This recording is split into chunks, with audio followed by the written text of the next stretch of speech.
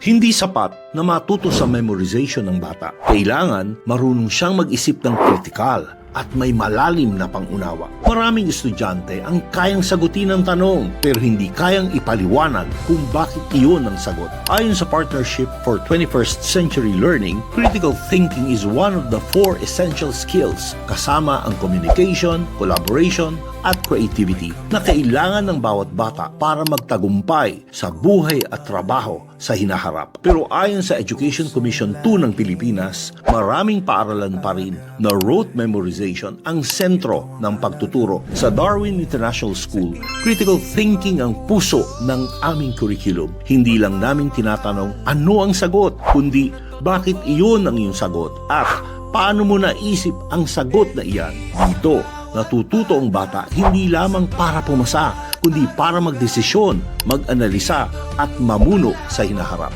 Kaya kung gusto mong ihanda ang anak mo sa totoong mundo, turuan siyang mag-isip, hindi lang mag-memorize. Enroll your child at Darwin International School, where critical thinking is not an extra lesson. It is the goal of education itself.